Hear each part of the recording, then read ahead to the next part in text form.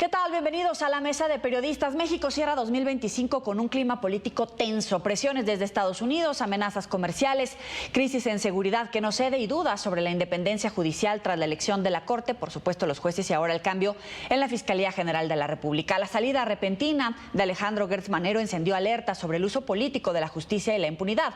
A esto se suman las pugnas internas de Morena y escándalos como el de Adán Augusto López. En las calles, dos postales opuestas, protestas de campesinos y de la Generación Z frente a la marcha oficial por los 7 años del oficialismo, y ante ese escenario la presidenta cambió de tono, pasó de la celebración a la defensa del movimiento según la oposición, rumbo a la elección de 2027, por supuesto. Le doy la bienvenida a Soledad Durazo, periodista, Verónica Ortiz, analista política y columnista en El Heraldo de México, y Luis Miguel González, director editorial del Economista. Gracias a los tres por estar con nosotros. Bienvenidos. Gracias, Joel. Un gusto. Bueno, arranco preguntándole su evaluación general en términos políticos. ¿México cierra 2025 más unido, más polarizado, o cuál es la evaluación general, Soledad? Bueno, si nos vamos a la estadística, por ejemplo, a los datos de aprobación que tiene la presidenta, pueden considerarse datos de Mitofsky, del Economista, de entre 70 y 72% de aprobación a la presidenta. Todavía ENCOL se va un poco más allá y le da un 78% de aprobación. Sin embargo, hay otras voces que pues opinan que la aprobación no es tan así o no es tan alta. Creo que el evento de este fin de semana fortalece o fortalecerá, es la idea, la presencia o la imagen de la presidenta. Y habría que analizar también otros aspectos fundamentales, como por ejemplo el de seguridad, que si bien es cierto, se considera una reducción importante en el número de homicidios dolosos, por ejemplo, no hay que olvidar la dramática cifra de desapariciones. Según cifras del oficialismo, el homicidio doloso se ha reducido de entre el 25 y el 30%. Sin embargo, sigue habiendo sobre todo regiones del país tomadas totalmente por el crimen organizado. De entrada, dejaría esos dos aspectos, pero pues hay evidentemente muchos más, como por ejemplo temas que tienen que ver con el empleo y profundizar más en el tema de la seguridad o inseguridad, y lo que podría esperarse de estos días recientemente de relaciones con los Estados Unidos. Claro. Interesante también el nivel de aprobación, como menciona Soledad. Verónica, ¿cuál es tu evaluación? Sí, sin duda, creo que el nivel de aprobación ha disminuido respecto al inicio del mandato de la presidenta Sheinbaum, pero efectivamente, como bien decía Soledad, la verdad es que más o menos el consenso es que esté arriba de 70%, ya mencionaba algunas encuestas, incluso estaba yo revisando la del Heraldo que termina también en 73% de aprobación. Sin embargo, creo que cuando entramos a desmenuzar ese nivel de aprobación y cuando se pregunta, por ejemplo, por la evaluación de los rubros concretos de gobierno, ahí es en donde ya no vemos tanta uniformidad. Es decir, cuando hay preguntas que se hacen respecto al desempeño económico, ahí baja el nivel de aprobación. Y uno muy interesante y muy importante, por ejemplo, el tema de corrupción. En la evaluación del combate a la corrupción, creo que hay un déficit todavía, nos están quedando a deber, sobre todo pensando en que ha sido una de las banderas, no solo del gobierno de la presidenta Sheinbaum, sino del gobierno del expresidente López Obrador. Entonces, yo diría así para abrir boca que creo que ahí tenemos un tema pendiente, sin duda. Y en el tema político, porque sí veo mucha confrontación, mucha polarización, ya lo comentabas tú al inicio, Joely, si estábamos en ese nivel, justamente creo que sí hay una polarización, quizá no alentada desde el púlpito presidencial como lo hacía todos los días el presidente López Obrador, pero sin duda tampoco disminuida, es decir, tampoco ha habido una idea de la presidenta Sheinbaum de acercarse ni a la oposición política ni a la población que no concuerda con ella. Entonces, creo que en esas materias ahí es en donde nos están evidentemente quedando a deber. Luis Miguel, y ya que menciona, Verónica, al expresidente López Obrador, supongo que le suma su toque mágico al anunciar su libro. No va a ser gira hasta ahora, pero pone ahí 3 condiciones en caso, 3 escenarios para regresar a la vida política. Creo que uno de los grandes temas que es por definición imposible de contestar científicamente es cuánto pesa López Obrador, cuál es el margen de maniobra de la presidenta respecto a López Obrador. Lo que tenemos son señales indirectas y me atrevo a decir una de las señales indirectas más claras es cuánto pesan los obradoristas en el gobierno y en la conducción de algunas políticas. Cuando dice Verónica Ortiz, nos queda de ver en combate a la corrupción, pues evidentemente lo que podemos decir es una de las grandes asignaturas pendientes es la atención de casos de corrupción de personajes cercanos a López Obrador. Podríamos decir, por lo pronto, la presidenta y su grupo más cercano hasta ahora han navegado sin escándalos. Nadie puede decir que la familia de Sheinbaum está haciendo negocios, nadie puede decir que el grupo de los llamados laudistas está en el escándalo.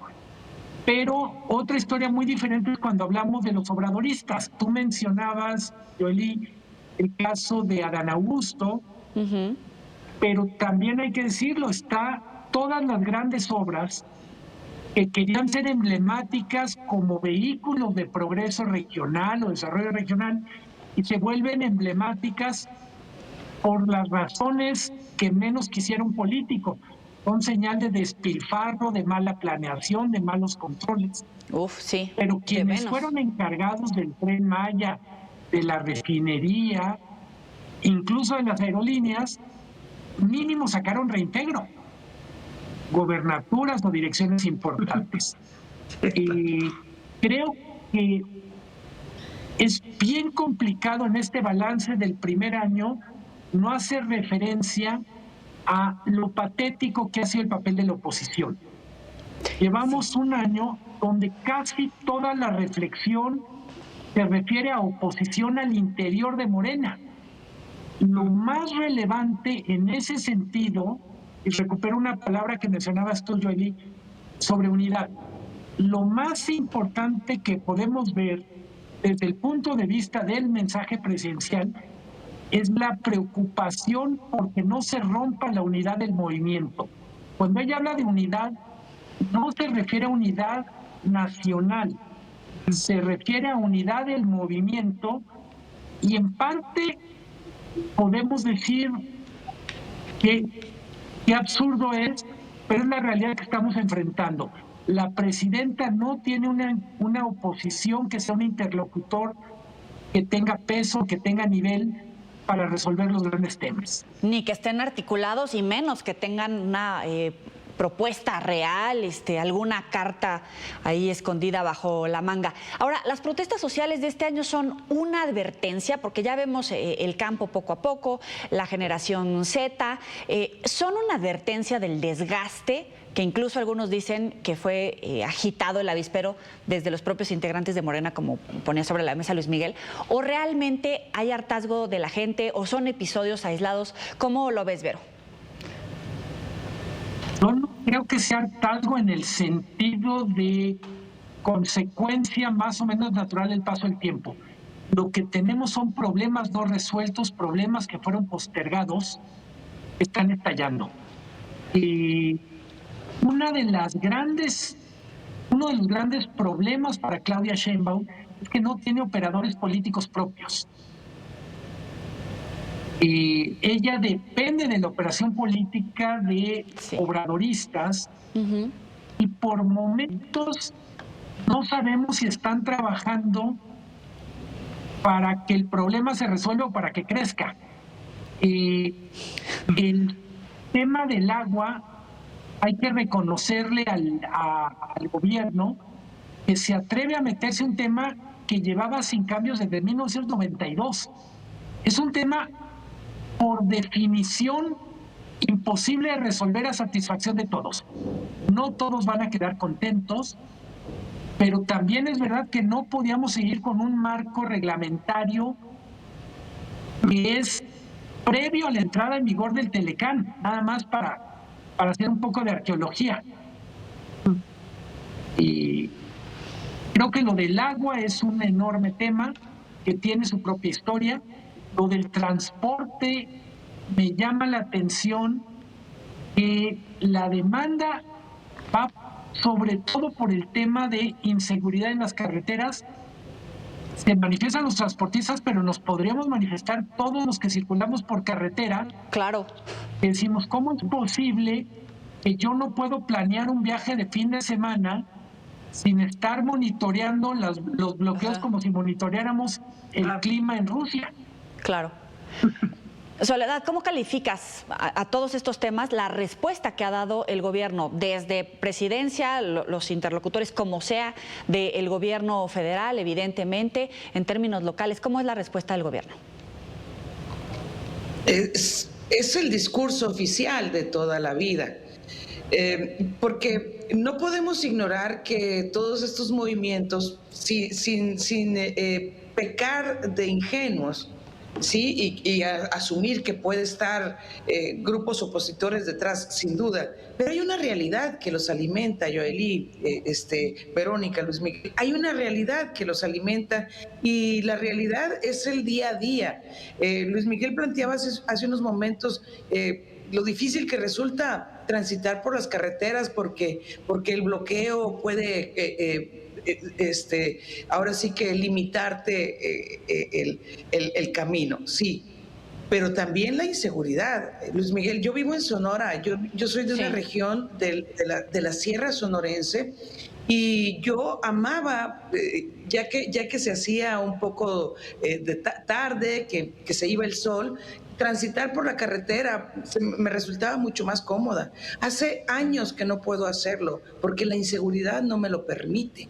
Sí, y mira que si planteamos el panorama, contextualizamos Sonora con otras regiones del país, pues estamos bien comparadas con otras regiones del país. Sin embargo, esa realidad pues persiste. El sector ganadero, por ejemplo, está atravesando por serias dificultades ahora con el gusano barrenador, que tiene a un mercado como el del norte del país pausado porque no podemos exportar, y esto es muy importante. La amenaza que significa algunas disposiciones, por ejemplo, de la Ley General de Aguas para inversiones importantes que están detenidas en el sector minero, por ejemplo, y que provoca toda esta incertidumbre. El nearshoring, que en regiones como la nuestra, fronteriza, no vemos que realmente sea una realidad.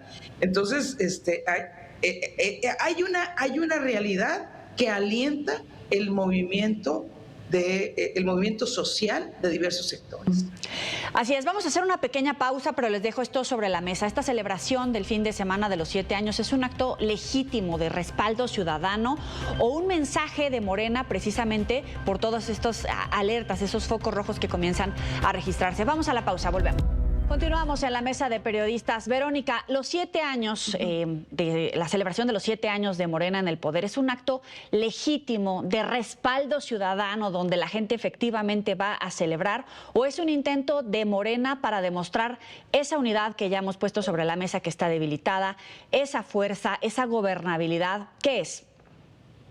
Yo diría que lo segundo, la verdad, porque creo que obedece más a una necesidad justamente de Morena, de la propia presidenta, de mostrar un apoyo, ¿no?, de la sociedad, que se vea, que llene plazas, que es una reacción, creo, a todos estos movimientos que, como bien decía Soledad, los estamos palpando, o la realidad que se está palpando en la calle, y que pues digo, al final pues no hay a lo mejor retórica o cifras o encuestas que la logren, digamos, ocultar del todo.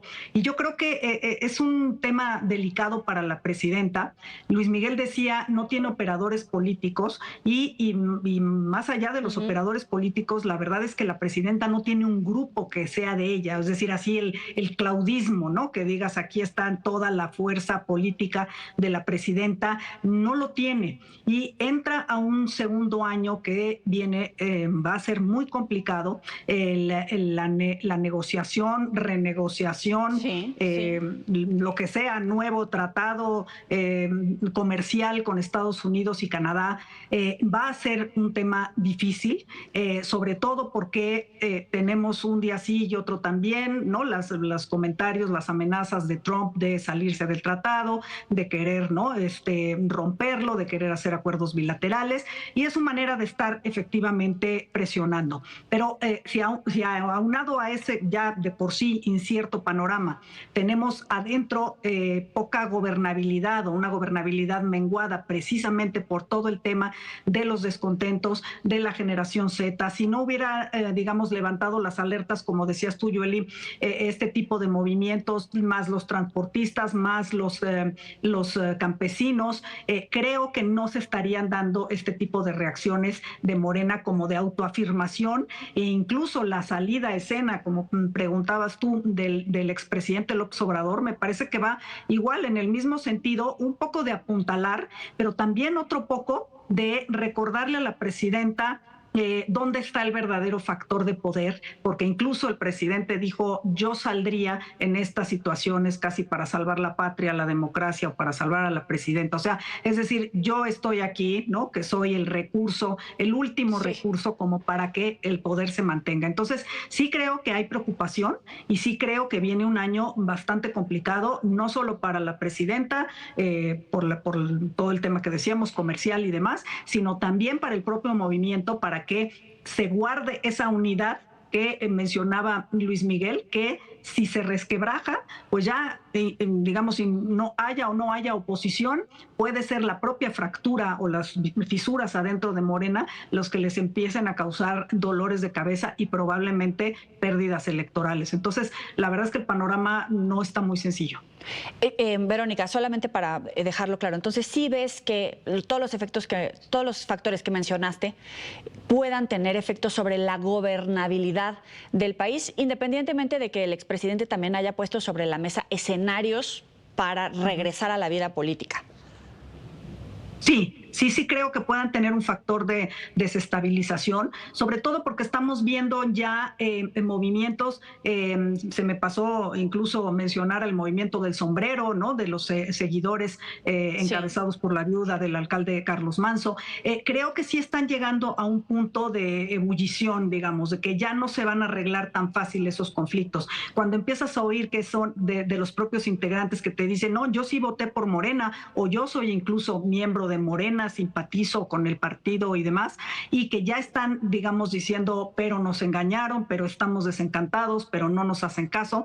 Creo que ahí es donde sí se puede presentar un foco de alerta de que esto vaya más allá de unas simples manifestaciones que se pueden arreglar, pues como de costumbre, a lo mejor dando dinero, repartiendo plazas y demás. Creo que sí puede haber un factor de desestabilización ahí. Luis Miguel, escribía sobre el salario mínimo, hemos hablado mucho sobre los efectos que tienen los programas sociales, evidentemente la generación de empleo, viene la revisión del TEMEC en medio de las amenazas que han puesto sobre la mesa absolutamente todos, también viene el Mundial. En realidad, ¿cuáles pueden ser los efectos de estos factores sobre el gobierno de Sheinbaum, sobre la estabilidad económica y la gobernabilidad? Lo del salario mínimo tiene que ver tanto con variables económicas como con una narrativa. La narrativa, a riesgo de sobresimplificar, es mantenemos nuestro compromiso de recuperación de los salarios.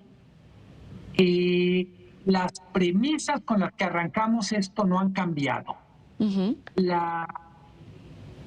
Creo que nadie en su sano juicio puede estar en contra de que los trabajadores ganen más. que la economía funcione para quien está en la base de la pirámide, pero el apostar en un contexto de poco crecimiento económico y poca generación de empleo formal a un aumento tan fuerte del mínimo, es el típico caso donde la política pública se encuentra con una realidad que va a encontrar su propio camino. En la narrativa oficial tendremos un dato de muchísimo peso, que es: sigue la recuperación del salario, está muy por encima de la inflación, pero en el relato alternativo es: cada vez hay menos empleo formal, por tanto, la política pública tiene que ver con 45% del mercado laboral, pero hay un 55% Exacto. de la población económicamente activa, son 33 millones de personas, a la que el salario mínimo, la decisión del salario mínimo, no les ocurre. Lo mismo ocurre con temas de pensiones, con otras cosas. ¿Por qué es relevante esto?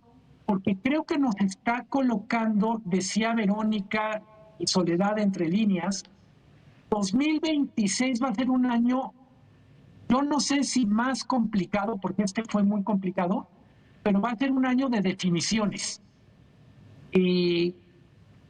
Muchos de los temas que por el momento, si fuera película, están en el momento del nudo, van a tener que resolverse en el 2026. Y si uno tuviera que apostar, yo diría, más de la mitad de los temas que verán su desenlace en el 26 no pintan bien. No está viendo la operación política o administrativa para llevar el barco a buen puerto. Oye, Soledad, me parece muy interesante porque Luis Miguel lo plantea básicamente en la narrativa o el imaginario desde el gobierno versus la realidad, que ya comienza a resentirse en el bolsillo, a verse en las calles, los bloqueos, mencionaban diferentes movimientos. Soledad, ¿realmente va a superar esa realidad a la narrativa? Porque también es cierto que Morena tiene un voto ya duro establecido y si sale Andrés Manuel, pues no sabemos cómo va a reaccionar la gente, ¿no? Mira, hay un ingrediente, creo que psicológico, cuando el aviso de la banca electrónica nos dice que ha caído un depósito y nos da cierta tranquilidad. Saber que se va a incrementar 13% el salario también nos alienta un poco. Pero esa parte esperanzadora termina cuando vamos al supermercado y no podemos pagar todo lo que necesitamos o compramos con todo eso menos de lo que comprábamos antes. Esa es la otra terca realidad que tiene que imponerse, por un lado. Por otro lado, es cierto, los números del Seguro Social han dicho que tenemos más empleos formales que nunca. Se habla de poco más de 22 millones de empleos formales, pero también hay una baja, según el INCO, de enero a agosto de 216,500 empleos, que una baja que no se registraba a tales niveles desde el 2003. Aparte, hay que sumar el tema de la informalidad, un 54, 55% que está en la informalidad. Entonces, por un lado, datos alentadores, pero por otro lado, una realidad que no alienta, que no da certeza para concebir que podríamos tener económicamente un mejor 2026 del que fue este 2025. Verónica, la misma pregunta. ¿La realidad va a superar a la narrativa, porque también es cierto, o sea, mucha gente mientras siga recibiendo programas sociales parece que no le va a negar el voto a Morena.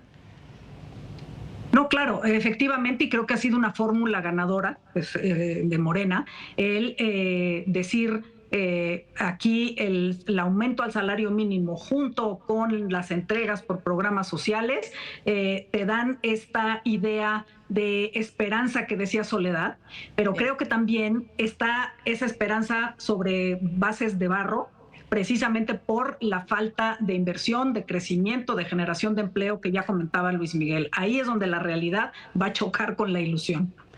Es Verónica Ortiz, Soledad Durazo, Luis Miguel González. Gracias por estar en la mesa de periodistas. Nos vemos la próxima. Pásenla bien. Gracias a ti. Mucho gusto.